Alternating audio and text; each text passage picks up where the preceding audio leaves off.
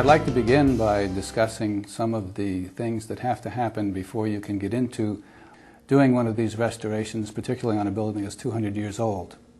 One of the first things was to get an assessment of the building and its condition prior to doing anything. And what we did was contact the Preservation Trust of Vermont and ask them to do that particular assessment. That assessment, I said, was done in 2000. Now, I became involved with the project in 2004. We then looked to see what grants were possible, and we identified a grant available to us from the Vermont Agency of Transportation, and that grant allowed us to identify the mission for the building, which is an information center on an alternative transportation route, i.e. our local bike path. In order to historically do this correct, you must have photographs of what you're looking at. We have photographs identifying the building in 1920s. The next thing we needed to do prior to moving the building was to repair the sills. Once that was done, the building was ready to be moved, and the next thing we need to do is to provide a foundation. So in May, the excavation begins, and Harrison Concrete of St. Albans pours the foundation, and we're ready for the move.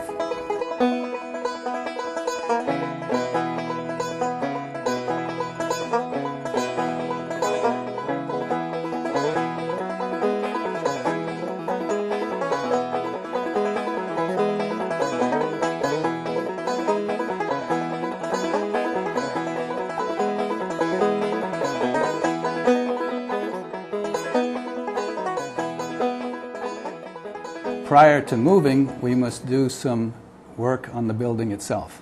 At that point, we need to remove the roof and the rafters. The roof is removed, the gables are down, the building is wrapped, and we're ready to begin the move.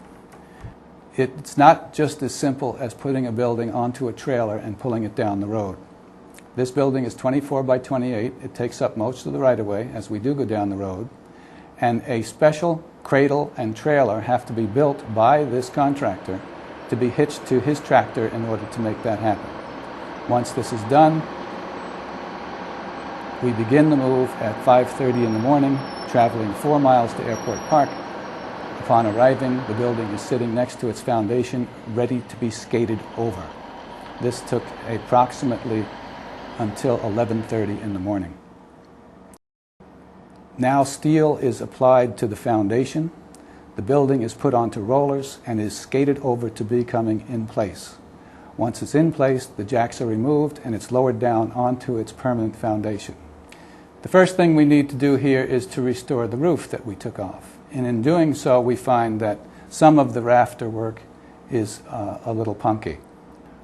We used as much of this as we possibly could and replaced the rest with some wood that was milled for us up in Swanton. We had to begin with a demolition process. The building had changed when it became a camp. The windows were extended to be longer than they should have been. We had to remake the windows small the way they were originally. There were doors added. There was a bay window added. All of these had to be sealed up, and we had to go back to the original structure as we know it from the ghost line photos and the baseline document. So the outside then is being covered by pine planking and siding, exactly the way it was from the pictures that we have in 1927.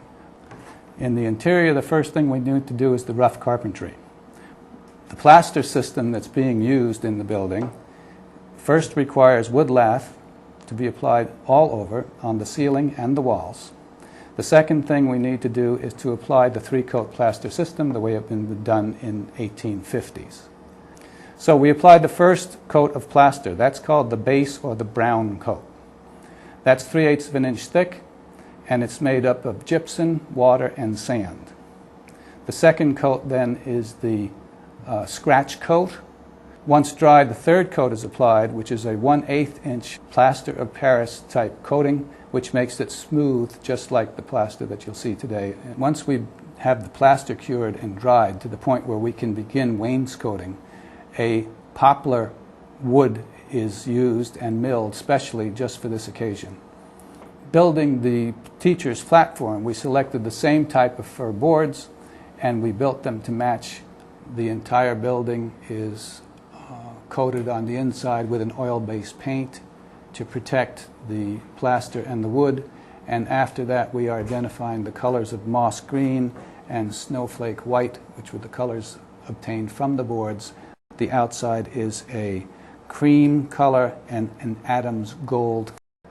The chimney and the masonry work was going on at the same time as the work being done to the interior. The chimney is a stub chimney, which allows us just to put the bricks on the top, and the bottom part of that is supported by what's called a poor man's cupboard. It's a wooden support that allows us to use less bricks. The masonry work on the outside is a facade. Even as we get within 6 inches, we still can't recognize that this is a facade. The floor is the last thing that needs to be refinished. They went from a very messy, unmanageable situation to something that is absolutely gorgeous to behold. After we finished the sanding process, 3 coats of poly were added after we soaked those boards in turpentine and linseed oil. We're now left with the landscaping on the outside of the building. We're installing the flagpole, which is taken from one of the pictures that we have of Elsie Gray, who's one of the school marms in 1927. Thus concludes the travels of the Colchester Log Schoolhouse from 1806 up until 2007.